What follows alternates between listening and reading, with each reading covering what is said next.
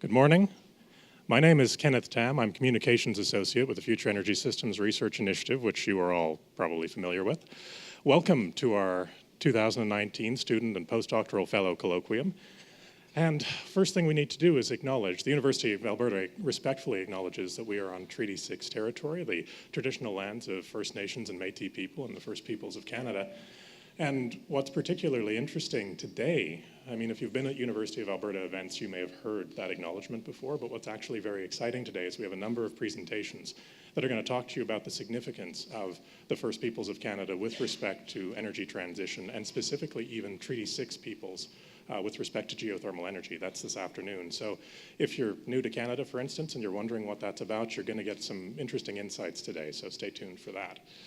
So today is really about showcasing our students and postdoctoral fellows and other highly qualified personnel. I know many of you in the audience are either presenting, either on the main stage or presenting posters. And hello to everybody at home who's watching on our live stream. Hopefully everything's going well. If you're presenting here today, you'll see two guys in the back. That's Grant and Claire from the Arts Resource Center here at the University of Alberta. These are our technical wizards who will make sure that I don't screw anything up. So it's really good that they're back there. Also, if you need any help through the day, there's me, and then there's Sam, who's walking down the side, and Alicia's here at the front, and she's going to be timing things. So if you're doing an oral presentation, she's going to have a clock up. You pay attention to that clock. She says stop, you stop. It's not as high pressure as it sounds. She'll be nice about it, but stop. So to start with, though, we're going to have a different sort of introduction. We're going to have 5 sessions today, 3 10-minute presentations and 3 3-minute pitches in each one. But we're going to start with something a little bit different. Now, this event is part of Energy Week, which launches the Energy Systems Signature Area here at the University of Alberta. Now, energy systems is something that's very much about technology, of course, as many of you know and are working in, but it's also about people. And so we're going to start this morning first doing an introduction of future energy systems and the Energy Systems Signature Area, and then some of our researchers over here, sitting and waiting, are going to do some presentations talking about the people involved in energy systems, including everybody in this room, including the researchers in future energy systems, and also communities and what actually is being adopted right now when it comes to renewable energy in Canada. So there's some very interesting presentations. I'll be introducing people as they come along. One programming note before we get started. Because we're trying to minimize the number of trees that we kill as part of this event, if you want to follow along with the program, take a look at your name tag. I've got mine in my pocket because I'm not wearing it. Flip it to the back and you will see a web address. You can log into that address or you can just go to that address on your phone, and that's the schedule for today. I'm seeing a lot of confusion, and this is my second point. If you flip it over and you don't see a web address, that's because you're looking at a ballot. That is for our poster competition. I'm going to explain that ballot at the end of this session before our first break. So stay tuned for that. But when you look at that address, you can follow along our agenda for the day. The abstracts for every presentation are online, as well as links to the bios for each of the presenters. So it's all there on your phone when you need it. All right? I think that's everything. Oh, one thing. I have been instructed on pain of something terrible to tell all of you to make sure you return your badges at the end of the day. Otherwise, I'm going to answer for it. And if I answer for it, it means I'm going to turn up in your lab and find those badges. So make sure you return them before you leave today. Okay, that's enough programming. So, to start this session, which we have called Energy Systems, Our People, Our Communities, let's begin by welcoming the Director of Future Energy Systems, who is also the Director of the Energy Systems Signature Area, Dr. Ann Nath. Everybody clap.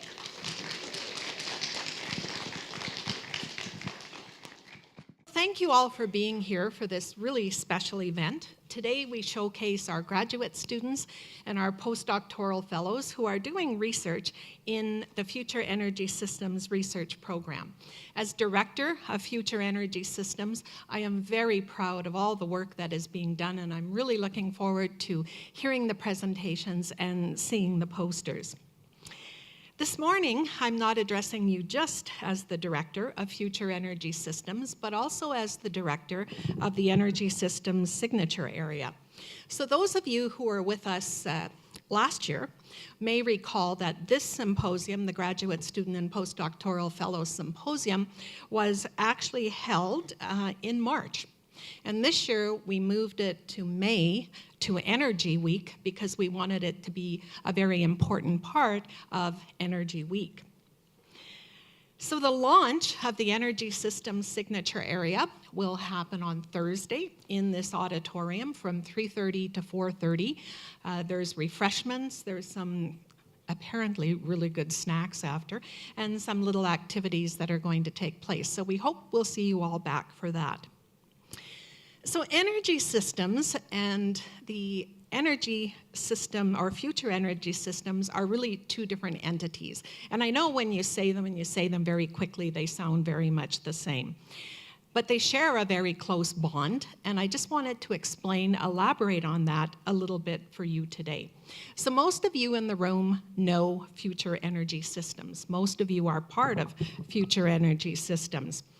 So it all began with the University of Alberta receiving $75 million from the federal government's Canada First Research Excellence Fund. We're very proud of that because it was the largest single research program in the history of the University of Alberta. In a very short time, we launched over 90 research projects. We have more than 125 researchers and over 500 graduate students, postdoctoral fellows, and other highly qualified personnel. And these are in 8 faculties across our campus. So that's quite an accomplishment for those that started Future Energy Systems to have accomplished that in such a short period of time. But imagine for a moment if Future Energy Systems didn't exist. What kind of energy research would be going on campus here at the University of Alberta? In fact, there'd actually be a lot. It was a U of A researcher who first discovered a way to extract oil from the oil sands, and that kind of started a lot of the energy research. Decades later, other U of A researchers made the process into a viable commercial scale. And as we went through the decades, new areas of energy-focused research, including renewables, energy humanities, land reclamation, and many others, took place here on campus. Energy research has continued to grow and endure here at the University of Alberta, and it was because of these historic strength that we had in energy that the government of Canada entrusted us with the money to form Future Energy Systems. So if Future Energy Systems did not exist, many of the research groups that you represent today would still be here on campus and they'd still be doing their work. But all of your teams would not be together in this room. There would not be as much opportunity for collaboration. There would not be as much opportunity for collaborative ideas to emerge when people get together from different areas and start talking with each other and ask important questions. So that's where the University of Alberta's signature area comes into play. Building from the institution's strategic plan for the public good, strategic areas of research and teaching are being organized in fields where members of the university community can be doing world-class work with the goal of helping them to connect, to coordinate, to attract more talent, and to bring more resources to the university. So one of these strategic areas is energy systems. If Future Energy Systems didn't exist, it would be energy systems, the signature area, that brought your groups together today and for events like this throughout the year. It would be the energy systems signature area that would be breaking down the barriers between disciplines and ensuring that the University of Alberta continues to be a strength and a world leader in energy research and teaching. But Future Energy Systems does exist, and all of you here today are just giving us validation that we exist. So why do we need a signature area? There's a few reasons. First of all, signature areas are not just about research. They also embody academic teaching programs. They serve essentially as an umbrella under which all of the activities of the institution that are focused on a particular topic, in this case, energy systems, can be coordinated, providing immense opportunities for growth, for longevity, and, importantly, serving as a legacy for future energy systems. Second, even if the signature area had been created, something like future energy systems would have to have been developed in a very short period of time to actually accommodate all of the interdisciplinary research and to focus on that interdisciplinary research. So really, in essence, what we did was just a little bit out of order, because normally you'd have the signature area, then you'd have a major research program. Third, future energy systems, sadly, is not always going to exist. Our program funding is scheduled to end in 2023, after which the signature area's existence will provide continuity. So through the signature area, we can ensure that the partnerships, the collaborations that were built as part of future energy systems will be sustained. And that all of the work being presented here today in this room and shown on the posters in the atrium, it's not going to be an end unto itself. It's going to be a foundation upon which you and the people who follow you can continue to build. So the energy systems signature is obviously about technology, as Kenneth said, but it's about much more. It's about the transition to low carbon emissions. It's about our environment. It's about responsible stewardship, and it's about society. And that's what we're going to be hearing a lot about this morning. An important part of the energy systems signature area is empowering people, empowering them to continue to work together, to conduct research, and to educate us about humanity's relationship with energy systems. I believe that's very appropriate, because a fundamental part of energy systems is the people. And they include the people who work to produce energy. They include the people who work to transmit the energy. They include the people who do research on energy, all of us in the room today. And, of course, the people who use energy every day. And that pretty much includes everybody. So this morning, we begin by focusing on people, the way we research, people's relationships with energy, our own people who are researching energy, and the communities of people who use energy. And for that, I'll turn the podium over to some of our researchers. For now, I simply close by saying thank you all for being part of Future Energy Systems, and thank you all for being part of the new Energy Systems signature area.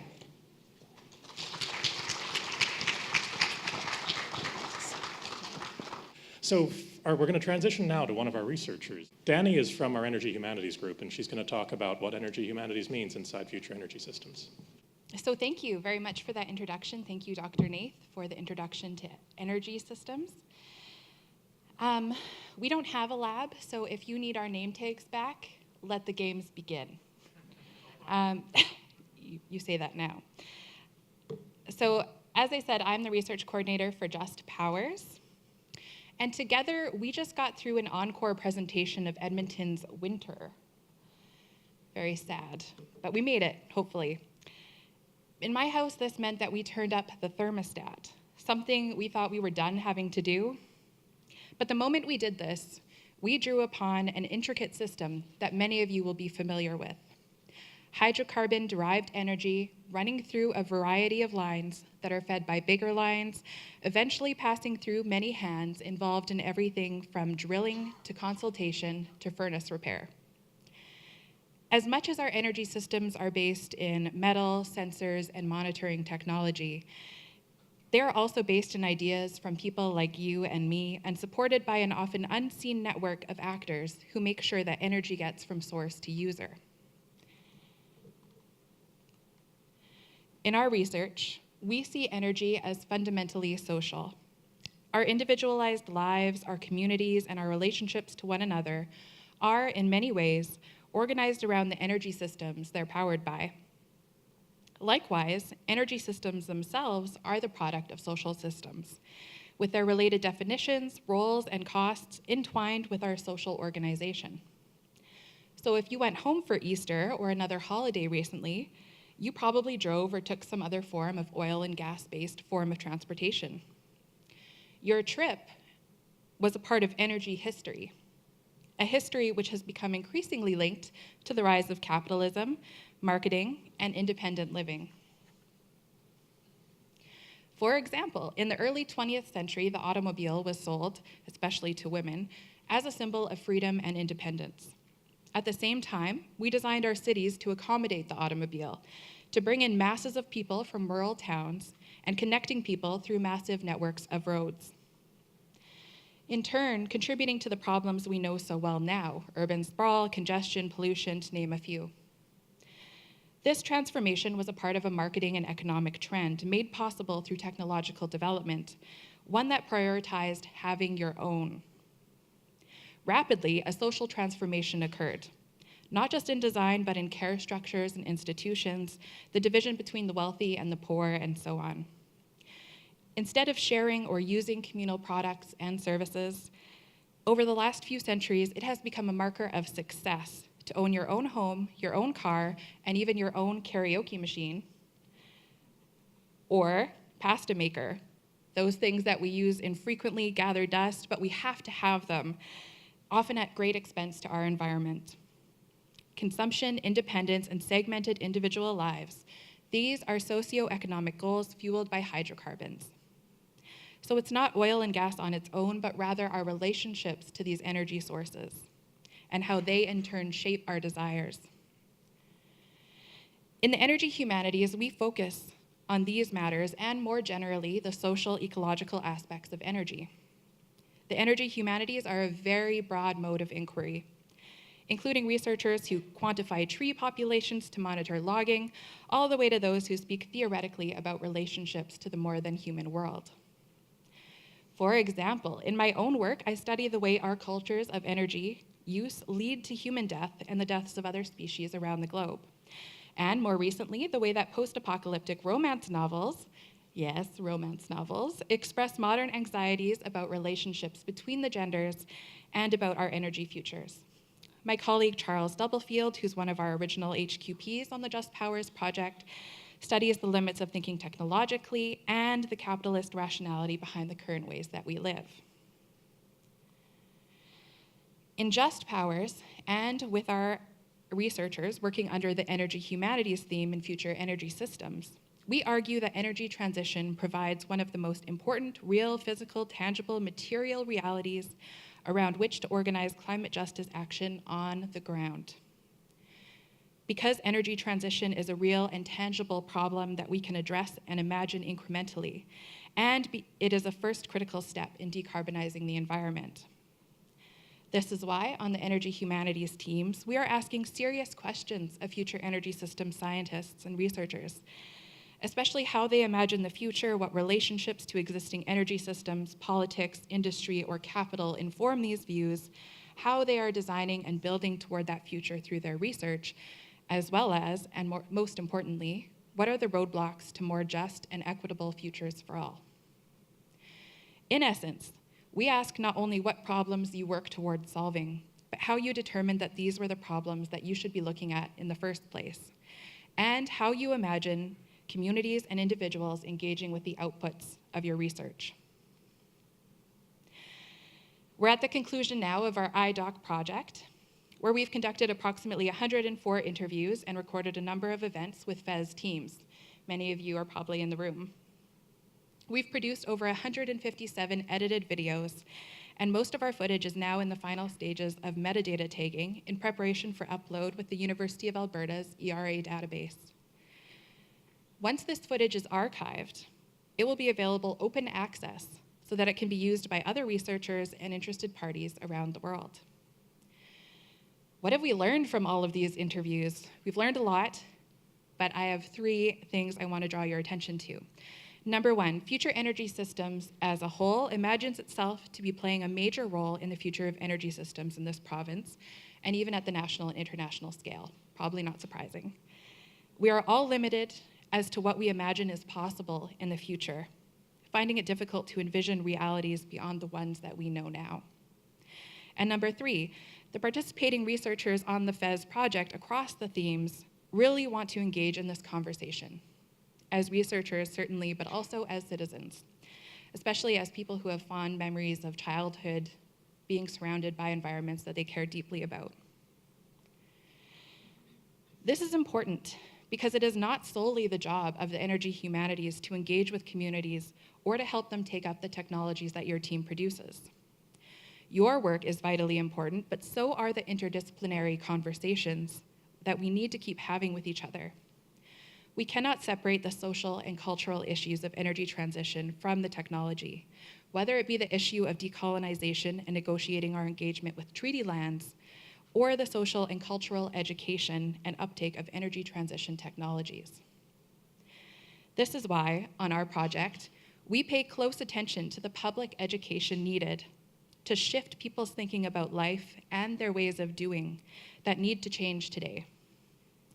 We work in concert with one another and with other institutions and organizations across our communities to alter the path of our energy transitions and future energy systems. To this aim, our Just Powers team recently began one such community energy project with La Cité Francophone, thanks to the support of the City of Edmonton and EcoTrust Alberta. This is also why we are committed to amplifying voices and leadership from marginalized groups. At the beginning of this talk, I spoke to the many hands involved in the energy system. There are an exponential number of individuals and communities supporting and questioning the energy systems that power us.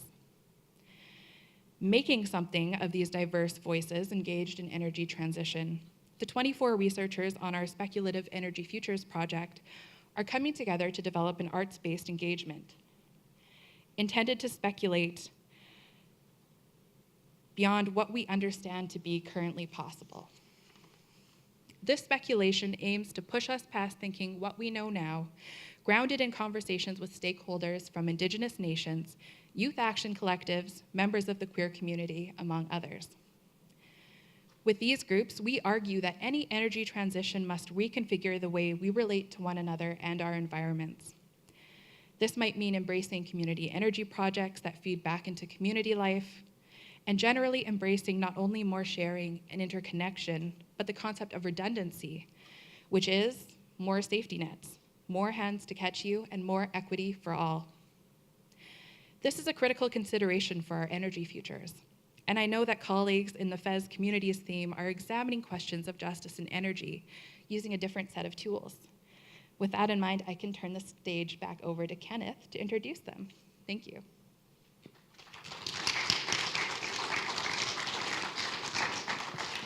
Thank you very much, Danny.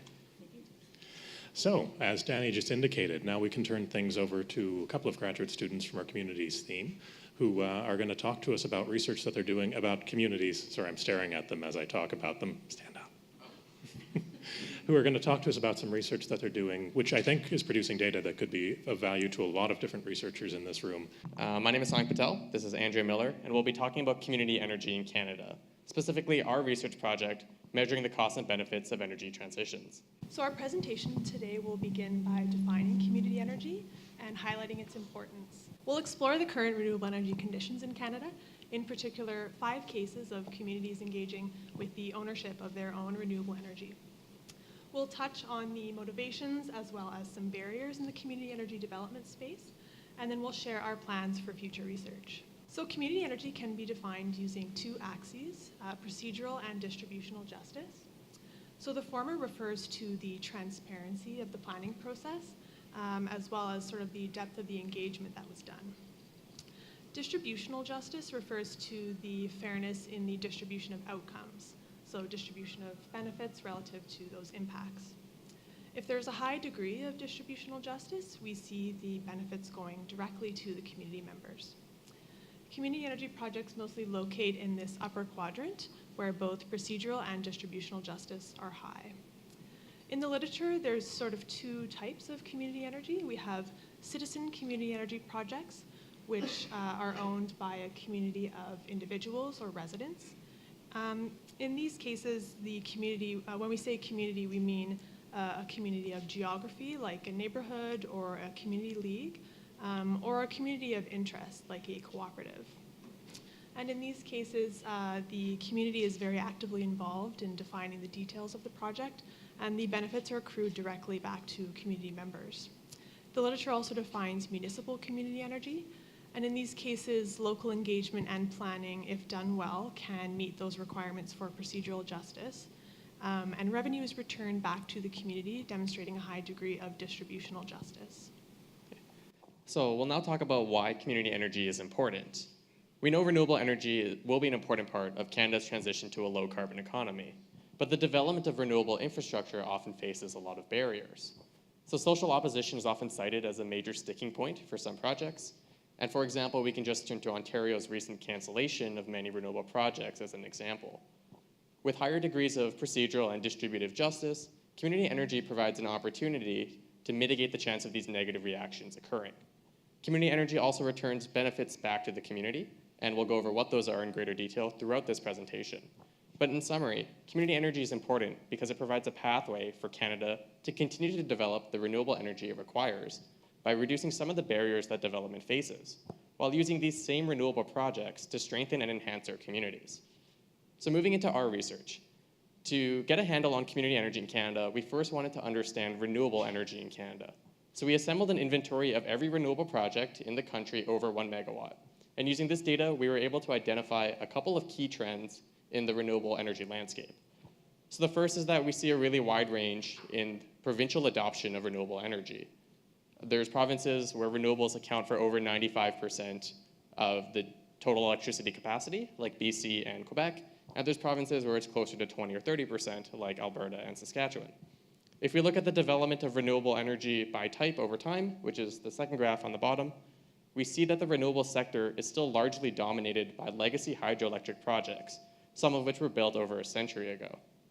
It's only recently that we start to see wind and solar emerge at a utility scale, and technologies like geothermal, wave, and tidal are still developing and have yet to make a major impact in our renewable energy capacities. A crucial consideration for renewable development is the kind of market that they're in, whether it's open and competitive like Alberta and Ontario, or whether it is provincially owned generation and distribution like Saskatchewan. This will impact who is responsible for renewable development, how this development occurs, and to what degree are renewables encouraged. We've also arranged our data spatially, as you can see from this map, allowing us to identify spatial trends like where certain technologies are agglomerating. So this interactive map is available to the public and allows them to do their own level of spatial analysis with filters for things like energy type, capacity, ownership structure, and year of completion. We've also compiled 13 reports on the energy landscape in all the provinces and territories, outlining their key legislation, regulatory bodies, development of renewable projects, and goals for further renewables, as well as the feasibility of developing these renewable projects. So all of these resources are available on our project page at futureenergysystems.ca, and we encourage anyone that's interested in our phase 1 findings to explore these tools. So now that we've taken a look at renewable energy at this national scale, we're now going to go a little bit deeper and talk about community energy through a couple of case studies that Andrea will discuss. So drawing on the findings of this map, we took a case study approach to further understand those specific instances of communities engaging in the energy landscape. We were particularly interested in the ownership structure of these community energy projects, as well as any contributing factors that guided the development of the project, key sources of information and expertise that were relied on, as well as any achievements and challenges. So we selected 5 cases of community energy in Western Canada and carried out a review of news media around each case. Of these 5 cases, we have 3 that demonstrate municipal community energy, 1 case of citizen community energy, and 1 case that's in development with an ownership structure still to be determined. So first we have the 1 megawatt proposed geothermal project, which has been proposed on a site 15 kilometers south of Valemount, BC. While this project is still in development, there's been some active involvement by citizens, particularly the Valemount Geothermal Society, and the project is also supported by Borealis Geopower out of Calgary. Next, Winchie Creek Hydro is a 4 megawatt run-of-river hydro project that was completed this past summer. Winchie Creek is 100% owned by the Tloquiat First Nation of British Columbia. This demonstrates our case of citizen community energy. The 6 megawatt Box Springs wind farm is located in Medicine Hat, Alberta. This project is a public-private partnership between the City of Medicine Hat and the Box Springs Wind Corporation. Oops.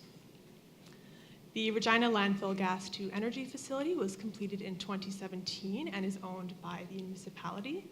It captures methane gas produced by the local landfill and produces energy at a capacity of 1 megawatt. Last Sun Mine is situated in Kimberley in the Kootenay region of British Columbia, and this consists of 4,260 watt solar modules for a total capacity of 1 megawatt. Owned by the municipality, this project sits on the reclaimed site of the Teck Resources Sullivan Mine. So we'll go in depth into one of these cases, Tloquiat First Nation and the Winchie Creek Run-of-River Hydro Project.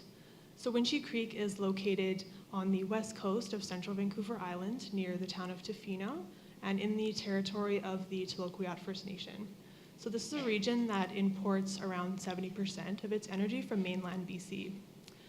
The Tloquiat have a history of active involvement in this region, most notably their participation in the 1993 Clayoquot protests, in which they actively resisted the logging and clear-cutting of old-growth forest within their traditional territory.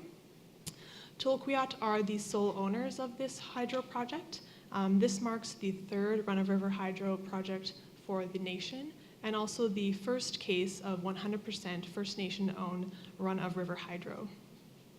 So the ownership of this project is significant as it ensures that the benefits and the revenues stay within the community to fund essential services and programs such as their Tribal Parks program, environmental monitoring initiatives, and the restoration of coho salmon habitat. Winchie Creek and other run-of-river hydro developments in the region sit in stark contrast to the current development of the Site C Dam, which appears to have demonstrated little procedural and distributional justice. Winchie Creek is a landmark case and an example of a diversified and sustainable economic development avenue for Tloquiat, and it contributes to the nation's objective of self-sufficiency. Tloquiat are also in current discussions and feasibility stages for 4 additional hydro projects within their territory. So one of our research objectives is to understand the motivations, opportunities, and barriers that Canadian communities are facing when they're considering whether to develop renewable projects. So we've conducted a literature review of community energy projects that have been done in North America, Europe, and Oceania. And across the literature reviewed, we see that motivations primarily fall within 3 categories: economic, environmental, and social considerations. So within the economic realm, we do see that communities are highly motivated by opportunities to lower their energy costs, generate revenue with buyback schemes, and generate employment for their communities. And the literature suggests that these considerations are often quite significant for communities. On the on the environmental side, communities are interested in a desire to reduce their carbon footprint. We also see some communities express interest in energy self-reliance, indicating either a desire for economic independence, greater energy resilience, or both. And on the social side, we see that some communities believe that developing renewable energy contributes to an image of being progressive or innovative or environmentally friendly. We do see that community energy projects foster a sense of social pride and social capital amongst their communities. And finally, we see motivations from a snowball effect, or communities that see successful projects in adjacent or similar communities and seek to develop their own. So the literature provides no consensus on which of these motivations is the most important, likely indicating that this hierarchy of motivations exists on a case-by-case basis or a project-by-project level. Looking at the opportunities and barriers, again, you can see we've grouped them into these realms of environmental, social, and economic, but we've added a 4th dimension, which is political. This encompasses the policy landscape that often acts to either support or inhibit the opportunities and barriers amongst the other 3 pillars of sustainable development. So we won't go over all of these opportunities and barriers for the sake of time, but broadly, the opportunities relate to attempting to enhance or preserve the community or capitalizing on internal or external supports. The barriers can vary from internal resistance to a lack of capacity, which can be financial or technical or social or administrative, to unsupportive external considerations. Based off of the literature reviewed and the theories, methodologies, and findings we found, we've developed and are refining a methodology with the goal of determining whether present-day Canadian communities are exhibiting similar motivations, opportunities, and barriers to what we've seen in the literature. And Andrea will go into more detail about that methodology and where we are. So to continue our study of community energy, we've developed a two-stage approach to analyze both citizen and municipal energy. We have implemented a survey, which is ready to go pending our ethics approval. We want to survey municipal decision makers who would be most influential in the development of renewable energy in order to understand the conditions that they face for the pursuit of these projects. So we're hoping to implement this survey with the assistance of an established group, and we're currently in discussions with the Federation of Canadian Municipalities to discuss survey distribution. To further study citizen community energy, we will take a case study approach in the following phases. So in this presentation, we've talked about why community energy is important for the development of renewables and the benefits it can provide for communities, provinces, and the country. Yet despite these benefits, community energy is not a relatively common form of renewable development, potentially because the barriers facing communities remain quite high. Our research will help to establish what these barriers are, as well as the motivations and opportunities that drive renewable development. This understanding will be crucial for legislators, developers, and decision makers in order to develop optimal and effective policies for future renewable energy development. We thank you very much for your time and attention this morning. Thank you. Thank you, Sonic, and thank you, Andrea. And the map that everybody just referred to, if you go to futureenergysystems.ca and go under resources, you can actually access that map right there. You can actually download all the data that populates that map and take a look at it yourself. I believe if there's projects that aren't available, or that aren't on the map that somehow got missed, there's a form there so that people can submit them. So, and also the 13 reports that Sonic mentioned are also there. There's a huge wealth of resources if you want to know what the current state of renewable energy is in this country, thanks to this team's work. While you were talking, I got this text from our keynote speaker who's closing the day this afternoon and says, your students are smooth presenters, and I have to follow 30 of them? So, hi, live stream people, thanks for watching. And yes, to our keynote this afternoon, there's 30 more of these presentations to come. So we're going to get to the first session of presentations right at 10 o'clock, so we're running a little bit ahead of schedule because everybody was on time, so thank you. Now, I promised that I was going to explain the ballots that are in everybody's name tags. Voting for Best Poster, we're going to be giving away 3 Best Poster awards at the end of the day. So you have to wait to the end of the day to get it. If you're not here at the end of the day, you don't get it. There is one catch when it comes to the voting. So if you look at the ballots, just everybody take your name tag out, take a look at the ballot. Those at home don't do this. You will notice that your ballot may be one of 5 colors. It could be a sort of pinkish color, it could be green, it could be blue, it could be purple, or it could be white. Now, here's the trick. If you're one of our poster presenters, if you're one of our main stage presenters, you have a ballot of a certain color. In order to encourage our poster presenters not to simply tell their research to somebody who does something very similar to them, we have made it so that they cannot be voted for by somebody who has a ballot as the same color that they have. All right, is everybody following along? When you posted your posters this morning, you might have noticed that the numbers in the center of your poster board were printed on a piece of paper with a certain color. That color matches your ballot. So, as you're going around and looking at posters, look at the color of your ballot, and if the color of the number of the poster is the same color, you are not eligible to vote for that poster. So this is our scheme. We want you all talking to groups who are outside of your area. Talk about your research to somebody who's working on a different part of the energy transition. If you're working on hydrocarbons, talk to somebody working on renewables. If you're working on renewables, talk to somebody working on improving environmental performance. And if you see somebody whose name tag has a little icon on it, that icon is the same color as their ballot. So if you're presenting your poster and you see somebody come up with a little red hexagon on their name tag, and you have a red number, that person can't vote for you. So I know it's a bit confusing, and I know you probably haven't had coffee yet, so feel free to come and ask us questions about this. However, this is our objective, sneakily, to try and get you talking to people who you've not met and you haven't worked with before. So we start at 10 o'clock with our first session, which will be on on hydrocarbon research. That gives you about 15 minutes to go freshen up your coffee or have your first coffee, because some of you look pretty kind of low energy right now. We need more energy. So coffee is, if you go down go down that corridor into where the posters are, hang a right, go to the right again, you'll see the coffee. Get yourself fueled up, and we'll see you all back here at 10 o'clock.